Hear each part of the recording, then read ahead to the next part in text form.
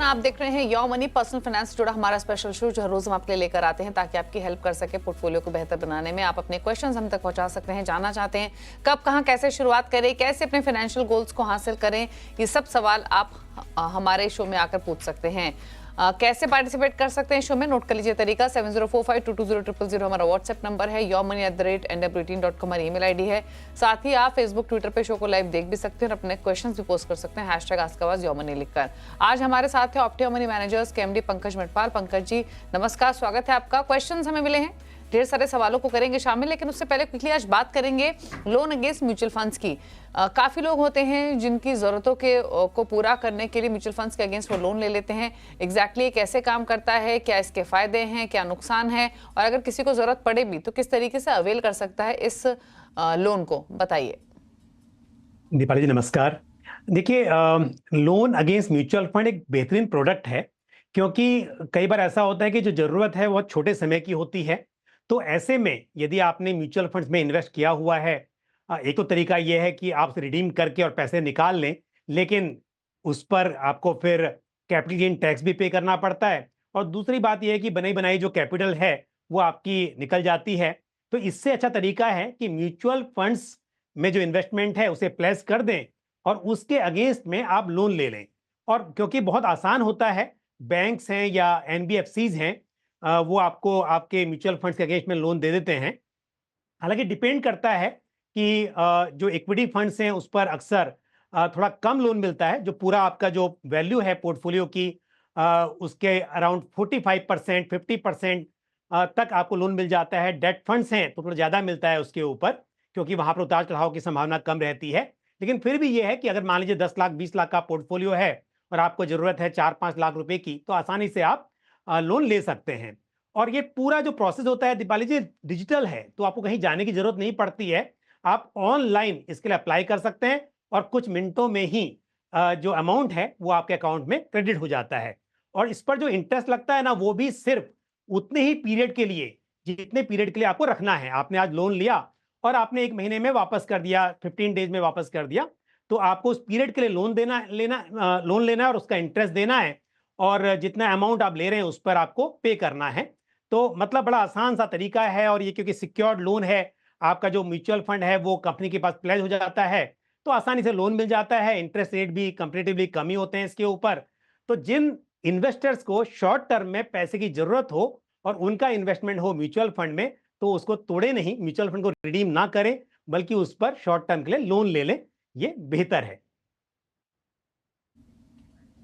अच्छा, आमतौर पे कितना इंटरेस्ट लगता है इस लोन कैटेगरी पर, पहली चीज पंकज जी, और दूसरी चीज ये कि कितना लोन मिल जाता है। सपोज कीजिए मेरी पोर्टफोलियो की वैल्यू 20 लाख है, तो कितनी एलिजिबिलिटी बनती है यहाँ पर लोन की?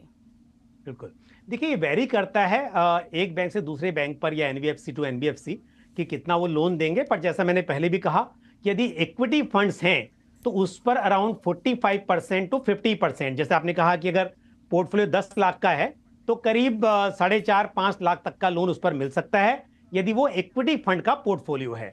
यदि वो डेट फंड्स हैं तो उस पर आपको लोन ज्यादा मिल जाता है। तो ऐसे में यदि आपके पास 10 लाख रुपए हैं और पूरे 10 लाख डेट फंड्स में हैं, तो उस पर आपको 8-9 लाख तक का लोन मिल सकता है।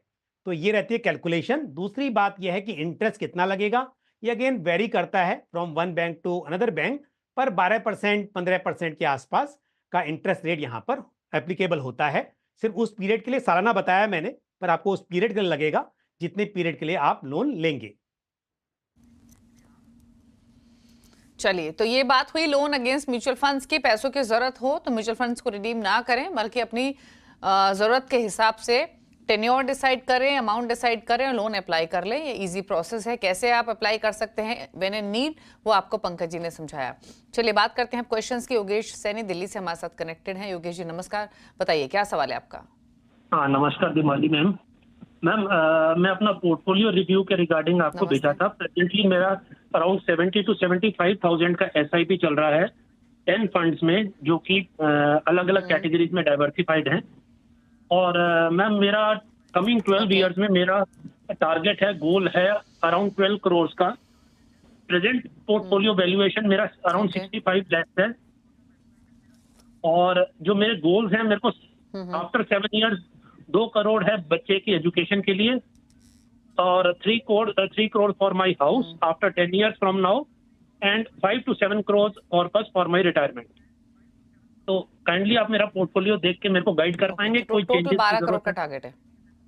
ओके, ठीक है योगेश जी, डेफिनेटली गाइड करेंगे। और पहले मैं आपका पोर्टफोलियो बता देती हूँ पंकज जी को। निपॉन इंडिया स्मॉल कैप में 16,500 की एसआईपी हर महीने, क्वांट फ्लेक्सी कैप में 10,000, रिलायंस लार्ज कैप में 10,000, कोटक फ्लेक्सी कैप में 8,000, जेएम फ्लेक्सी कैप में 7,500। इसके अलावा एचएसबीसी स्मॉल कैप में 5500 रुपए महीना, मेरे asset large cap, SBI focus equity और एसबीआई गोल्ड, इन तीनों में 5,000 ईच है, और एसबीआई मल्टी कैप में 4,000 पर ईच है। तो यानी इनके पास लगभग 10 फंड्स हैं। टोटल एसआईपी अमाउंट 76,000 के आसपास का है। 65 लाख का पोर्टफोलियो की वैल्यू है, और टोटल 12 साल में इनको 12 करोड़ चाहिए। 7 साल में 2 करोड़, 10 साल में 3 करोड़, और अगेन 12 साल में 7 करोड़। तो बताइए इनके गोल, इनकी फंड चॉइसेस, पोर्टफोलियो पर आपके सजेशंस। योगेश जी देखिए, ऐसा है कि 65 लाख का लमसम ऑलरेडी इकट्ठा हो चुका है, और आपने कहा है कि 76,500 की एसआईपी आप करेंगे अब या कर रहे हैं। तो यदि मैं 12% का सीएजीआर यहाँ पर मान के चलूं, तो पहला गोल तो आसानी से पूरा हो जाएगा, क्योंकि आपको जैसा आपने कहा कि 2 करोड़ की जरूरत पड़ेगी 7 साल के बाद, तो वहां तो कोई प्रॉब्लम नहीं दिखाई दे रही है। लेकिन उसके बाद क्योंकि 2 गोल और भी हैं, आपको घर लेना है, बच्चे की पढ़ाई के लिए अगेन पैसा चाहिए, रिटायरमेंट की बात आप कर रहे हैं, तो उसके लिए पैसे शायद कम पड़ेंगे। तो आपको एसआईपी अमाउंट तो बढ़ाना होगा। एक तो आप स्टेप अप करें, वो तो अच्छा रहता ही है कि हर साल डिसाइड कर लें एक फिक्स परसेंटेज से हर साल आपका एसआईपी अमाउंट बढ़ता रहे, और जब जब पैसा आपके पास अलग से आए तब भी आप टॉप अप कर लें। तो ये मेरी राय रहेगी आपके लिए। अदरवाइज तो अगले जो दूसरे गोल्स हैं उनके लिए पैसा कम पड़ेगा। दूसरी बात, पोर्टफोलियो में थोड़ा सा बदलाव मैं आपको सजेस्ट करूंगा। लॉन्ग टर्म का आपका नजरिया है, और एसबीआई फोकस फंड जो आपके पास है, उसकी बजाय आप एसबीआई मल्टी कैप फंड, वो भी आपके पास है, उसमें आप स्विच करें, एसबीआई मल्टी कैप में जाएं, और जेएम फ्लेक्सी कैप फंड जो आपने लिया हुआ है उससे आप निकल जाएं, और उसकी बजाय जेएम मिड कैप फंड अपने पोर्टफोलियो में शामिल करें, क्योंकि मिड कैप फंड आपके पोर्टफोलियो में नहीं है। मैं फंड हाउस चेंज करने की सलाह नहीं दे रहा हूं, सेम फंड हाउस में आपको स्कीम बदल लेनी चाहिए। एसबीआई फोकस फंड से एसबीआई मल्टी कैप में, और जेएम फ्लेक्सी कैप से जेएम मिड कैप फंड में आपको स्विच करना चाहिए, आगे की एसआईपी करनी चाहिए। बाकी जो स्कीम से वहां पर आप बने रहें। लेकिन बाकी गोल्स को पूरा करने के लिए कितना एलोकेशन इनको और इंक्रीज करना पड़ेगा? जैसे आपने बताया कि 2 करोड़ का टारगेट तो इनका हासिल हो जाएगा, 2.25 करोड़ 2.5 करोड़ इकट्ठा कर लेंगे 7 सालों में।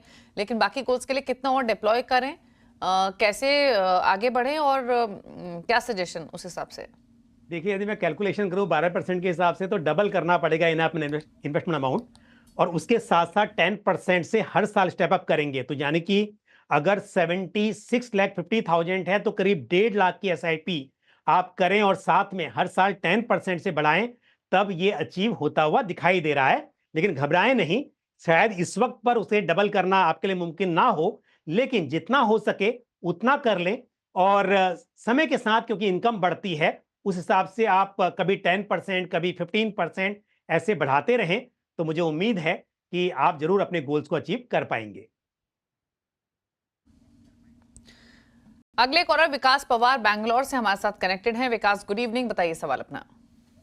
गुड इवनिंग मैम, मेरी करंटली 4 SIPs रन करती हैं। टोटल मंथली SIP है 17,000 की। और मैं अपने बेटे के एजुकेशन के लिए सेव करना चाहता हूँ, तो 2 टारगेट लेके चलता हूँ मैं। एक 5 साल में, तो 5 आपने टोटल SIP कितनी बताई? 22,000 पर मंथ? नहीं 17,000। ओके, 17,000 है, ठीक है। हाँ, आपका तो गोल क्या है सर, बताइए? दो गोल है मैम। एक 5 साल के लिए 18 लाख के अराउंड, और फिर एक 15 साल में 1 CR के अराउंड। तो एक 5 साल वाला जो है वो जब स्कूलिंग स्टार्ट हो उस टाइम के लिए, और एक 15 साल वाला जो कॉलेज के अराउंड के लिए। तो मैम, तो 15 साल में 18 lakhs एंड 15 years में 1 करोड़, करेक्ट? 5 में 18 लाख और 15 में 1। ओके, अच्छा, एडिशनल SIP पर भी आपका कुछ सवाल था? एडिशनल मैम, मैं इसको अभी करंटली 17,000 की SIP है, तो मैं मंथली 35,000 और कर सकता हूँ SIP। तो मैं ये पूछना चाह रहा था, जो मेरा 35 एडिशनल या इन टोटल 35,000 सर? एडिशनल।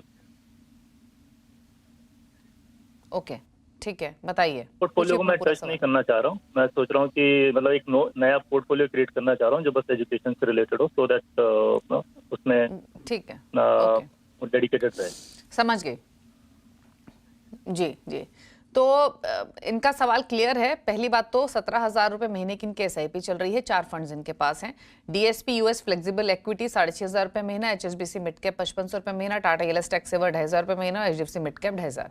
तो इनकी स्ट्रैटेजी ठीक लगी मुझे। एक पोर्टफोलियो ये है जिससे ये 5 साल में 18 लाख वाला गोल पूरा करना चाहते हैं।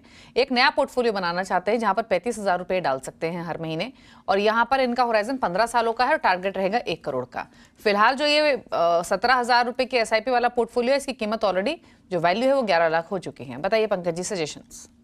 बिल्कुल, देखिए योगेश जी, ऑलरेडी 11 लाख इकट्ठा हो चुका है और अभी 17 प्लस आप जो 35,000 कह रहे हैं तो 52,000 रुपये पर मंथ की आप एसआईपी करेंगे। भले ही मतलब अलग पोर्टफोलियो बनाएं, बट अल्टीमेटली आपका जो इन्वेस्टमेंट हो रहा है 52,000 पर मंथ का आप इन्वेस्ट करेंगे, ऐसा आप कह रहे हैं। गोल तो आपके आसानी से अचीव हो सकते हैं। यदि 12% की भी मैं के रेट से मैं कैलकुलेट करूं तो आपके पास करीब 5 साल में 62 लाख रुपीज इकट्ठा हो सकते हैं और आपको जरूरत है 18 लाख की, और जो पैसा बचेगा वो आगे बढ़ता रहेगा। तो 15 साल के बाद करीब करीब 2.5 करोड़ रुपया आपके पास और इकट्ठा हो जाएगा। तो यहाँ पर जो भी गोल आप लेकर चल रहे हैं वो बिल्कुल मुमकिन है, ये पूरे होंगे। और फंड्स भी आपके पास अच्छे हैं। आपको बहुत सारे नए फंड्स ऐड नहीं करने चाहिए। मैं 2 फंड जरूर बताऊंगा जो आपको ऐड करने चाहिए, लेकिन पहली बात, एग्जिस्टिंग पोर्टफोलियो में आपके पास HDFC mid cap opportunities fund already है, उसमें भी आप अमाउंट बढ़ाएं। मतलब कि एक और स्कीम, एक और आप फोलियो क्रिएट कर सकते हैं या सेम फोलियो में आप एसआईपी अमाउंट बढ़ा सकते हैं। तो एक नई एसआईपी उसी फोलियो में भी शुरू की जा सकती है, पर ये फंड जरूर आप रखें। उसके अलावा आपके पास में एचएसबीसी मिड कैप फंड है, उसमें भी आप अमाउंट बढ़ा सकते हैं, एक नई एसआईपी शुरू कर सकते हैं। लेकिन 2 फंड जो मैंने कहा कि आपको और मैं ऐड करने की सलाह दूंगा, एक तो वैल्यू स्टाइल का एक फंड आपके पोर्टफोलियो में होगा तो बेहतर है, और उसके लिए ICICI Prudential value discovery fund आप अपने पोर्टफोलियो में शामिल कर सकते हैं। दूसरा, Bajaj capital Bajaj Finserv flexi cap fund, इस फंड को भी आप ऐड करें तो ये भी अच्छा रहेगा। तो Bajaj Finserv flexi cap fund और ICICI Prudential value discovery fund, ये 2 फंड आप अपने पोर्टफोलियो में शामिल कर सकते हैं, और बाकी 2 फंड जो मैंने पहले बताए उनमें आप अमाउंट ऐड करें। तो यानी आप जो टारगेट लेके चल रहे हैं विकास जी, उससे दोगुना आप इकट्ठा कर लेंगे अपनी इन एसआईपी से। अलग पोर्टफोलियो नहीं भी बनाते हैं, इन 4 फंड्स के साथ 2 और फंड्स ऐड कर लेते हैं तो भी आपके दोनों गोल हासिल हो जाएंगे। अब आप चॉइस आपकी है। सलाह आपको क्लियरली दी गई है, जो 4 फंड्स हैं उनमें बने रहिए। एचडीएफसी मिड कैप में एलोकेशन और बढ़ाइए, जहां आप सिर्फ 2,500 रुपए डाल रहे हैं। 2 फंड्स और ऐड कीजिए पोर्टफोलियो में, ICICI Pru value discovery, Bajaj Finserv flexi cap. तो टोटल 6 फंड्स रखिए, और इन 6 फंड से आपके दोनों गोल्स पूरे नहीं होंगे बल्कि आप ज्यादा ही कमा लेंगे। अगर आप टोटल 52,000 की एसआईपी करते हैं जो कि आप प्लान कर रहे हैं, तो आप 5 साल में 60 लाख प्लस इकट्ठा कर लेंगे और 15 साल में 2.5 करोड़ से ज्यादा। तो आपकी स्ट्रैटेजी सही है और आप अपने गोल के पार निकलेंगे इन इन्वेस्टमेंट से। बात करते हैं आप बीरेंद्र से, हमारे साथ हैं भुवनेश्वर से। बीरेंद्र जी नमस्कार, बताइए क्या सवाल है आपका। नमस्कार, मैं एक्चुअली रिटायर्ड साइंटिस्ट हूँ, 2 इयर्स हो गया, और मुझे म्यूचुअल फंड का कोई ज्यादा बैकग्राउंड पता नहीं था, इसलिए हम उसमें इन्वेस्ट कुछ नहीं कर पाए। लेकिन अभी मेरा पास 50 लाख रुपीज है लमसम करने के लिए, जिससे हम चाहते हैं कि नेक्स्ट 3 इयर्स में हम SWP शुरू कर सकें, जिससे कि हमको 25-30 हजार या 40 हजार महीना आता रहे। हमको चाहिए फंड कौन कौन सा यूजफुल होगा जिसमें इन्वेस्टमेंट में जा सके। ओके, तो पंकज जी देखिए, इनकी जो ये रकम है 50 लाख के आसपास की, बहुत कीमती है। रिटायर्ड हैं, 62 साल के हैं, 50 लाख का लमसम इन्वेस्टमेंट करके सिस्टमैटिक विड्रॉल प्लान के थ्रू 25-30 हजार की मंथली इनकम चाहते हैं आफ्टर 3 to 4 इयर्स। बताइए कैसे प्लानिंग करें और क्या सजेशन इनके लिए। बिल्कुल वीरेंद्र जी, देखिए आपने कहा कि आपने पहले इन्वेस्टमेंट नहीं किया, आप चूक गए, लेकिन कोई बात नहीं, अभी शुरू कर रहे हैं तो भी अच्छा है। लेकिन बहुत ज्यादा लालच नहीं करना है, क्योंकि ये आपका जो अभी पैसा इकट्ठा हुआ है, ये आपकी जो जमा पूंजी है वो है। तो यहाँ पर मैं सलाह दूंगा कि थोड़े जो मॉडरेट रिस्क वाले फंड्स हैं उसमें आपको इन्वेस्ट करना चाहिए, रिटर्न्स भले ही थोड़े कम हो, लेकिन सुरक्षा पर ध्यान देना जरूरी है। और यदि आप 50 लाख रुपया भी इन्वेस्ट करते हैं और मैं यहाँ पर 10% का रिटर्न एक्सपेक्ट करूं, मैं यहाँ 12-15% की बात नहीं कर रहा हूं, जैसे मैंने कहा कि थोड़ा मॉडरेट आपका रिस्क एपेटाइट होना चाहिए या ऐसा पोर्टफोलियो बनना चाहिए, तो भी देखिए अगर आप 10% के हिसाब से करेंगे तो भी मैं ये मान के चल रहा हूं कि ये पैसा, क्योंकि आपने कहा 3-4 साल के बाद में आपको लगेगा, तो 4 साल के बाद में करीब करीब 80 लाख रुपया ये बन जाएगा और फिर आप उसमें से SWP शुरू करेंगे। तो इन्वेस्ट 50 लाख कर रहे हैं, लेकिन पैसा बढ़कर मैं उम्मीद कर रहा हूं कि करीब 80 लाख रुपये हो जाएगा। और फिर वहां से जैसा आपने कहा कि 40,000 50,000 रुपया पर मंथ, तो आसानी से आप इतना विड्रॉ कर सकते हैं, क्योंकि अगर मैं उसके बाद में और भी कम रिटर्न्स की उम्मीद करूं तो भी 0.6% के हिसाब से यदि आप विड्रॉ कर रहे हैं तो मेरे हिसाब से पर मंथ तो वो गलत नहीं है। तो आप बिल्कुल बेशक 40-50 हजार रुपये महीना 3-4 साल के बाद में SWP के जरिए विड्रॉ करना शुरू कर लें। स्कीम की जहां तक सवाल है, मैंने पहले ही कहा कि थोड़ा सा आपको रिस्क कम लेना चाहिए, तो ऐसे में ICICI prudential asset allocator fund of fund, ये फंड आप रखें पोर्टफोलियो में। एडलवाइज बैलेंस एडवांटेज फंड और साथ ही HDFC बैलेंस एडवांटेज फंड, ये 3 फंड्स आप अपने पोर्टफोलियो में शामिल कर सकते हैं। अभी इन्वेस्ट करना है, 3 साल 4 साल तक पैसा नहीं निकालना है, उसके बाद SWP की शुरुआत करनी है। All the best to you. Okay, चलिए सलाह दी गई है आपको बीरेन जी। फंड्स के नेम आपकी स्क्रीन पर है, नोट कर सकते हैं, और पूरा क्या कहाँ कितना एलोकेट करना है, क्या स्ट्रैटेजी रखनी है, वो आपको समझाया पंकज जी ने। रुक रहे हैं एक ब्रेक के लिए, ब्रेक के उस पर कुछ और क्वेश्चंस आप देखते रहिए योर मनी है योर मनी, और आपके तमाम क्वेश्चंस को आंसर करने के लिए पंकज मटपाल हमारे साथ बने हुए हैं। कुछ और सवाल भी हैं, शुरुआत करते हैं संदीप कुमार के सवाल के साथ, जो रायपुर से इन्होंने भेजा है ईमेल के थ्रू। अब सवाल इनका ये है कि 40 साल इनकी उम्र है, लमसम निवेश इन्होंने किया हुआ है 25 लाख का। अभी 25 लाख रुपए इन्होंने कहाँ लगाए हैं?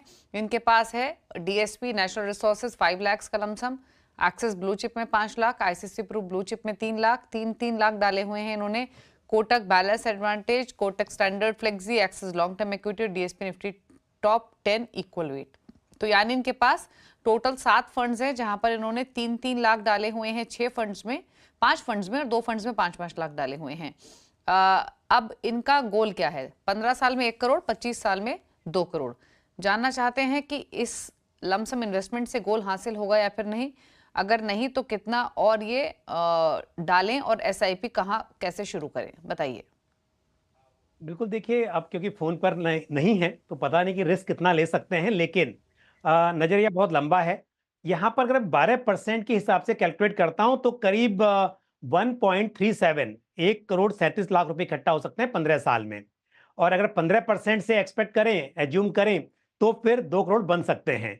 अब जिस तरह का पोर्टफोलियो है वहां पर 15% की उम्मीद करना मेरे हिसाब से जायज नहीं रहेगा। तो थोड़े से बदलाव भी मैं सजेस्ट करूंगा कि करने चाहिए, क्योंकि पोर्टफोलियो में लार्ज कैप काफी है और लंबा नजरिया है, तो थोड़ा सा बदलाव किया जा सकता है। तो एक्सिस ब्लू चिप फंड जो है, उसके बजाय यदि एक्सिस मल्टी कैप फंड को शामिल करें पोर्टफोलियो में, तो उसके जरिए इन्हें मिड कैप और स्मॉल कैप का एक्सपोजर मिल जाएगा, क्योंकि लार्ज कैप में अदरवाइज भी और दूसरे फंड्स भी हैं इनके पास में। और साथ ही कोटक बैलेंस एडवांटेज फंड जो है, क्योंकि वो एक हाइब्रिड फंड है, बात हो रही है लंबे समय की, तो Kotak multi asset allocation fund ले लें तो बेहतर रहेगा। उसके जरिए इन्हें गोल्ड का भी एक्सपोजर मिल जाएगा। तो सेम फंड हाउस में स्कीम इन्हें थोड़ी सी चेंज करनी चाहिए, तो थोड़े बेहतर रिटर्न्स की उम्मीद कर पाएंगे लॉन्ग टर्म में, और जो गोल हैं वो अचीव हो पाएंगे। ओके, तो गोल्स तो आप अपने आसानी से हासिल कर लेंगे, लेकिन आपका एक्सट्रीम लॉन्ग टर्म व्यू है, तो उस हिसाब से आपको कुछ चीजें बताई गई हैं, थोड़ी सी चेंजेस बताए गए हैं। एक्सिस ब्लू चिप से आप मल्टी कैप में स्विच करें, कोटक बैलेंस से एसेट एलोकेशन में स्विच करें। वहीं एक्सिस ब्लू चिप और कोटक बैलेंस एडवांटेज से निकलने की सलाह है, उनकी जगह आप डाल सकते हैं एक्सिस मल्टी कैप में और कोटक मल्टी एसेट एलोकेशन में। दूसरी बात ये, 15 ईयर्स या फिर 25 years extreme long term horizon है। टाइम टू टाइम अपने पोर्टफोलियो को रिव्यू करते रहे, फंड की परफॉर्मेंस बदलने की पॉसिबिलिटी होती है, उस हिसाब से आप अपने पोर्टफोलियो में चेंजेस कर सकें। तो 15 ईयर ये जो सलाह आपको दी गई है ये अभी के हिसाब से है, लेकिन एक्सट्रीम लॉन्ग टर्म व्यू के बेसिस पे ये बताना जरूरी है कि जब आप बीच बीच में हर साल 2 साल में अपने पोर्टफोलियो को रिव्यू करते रहें।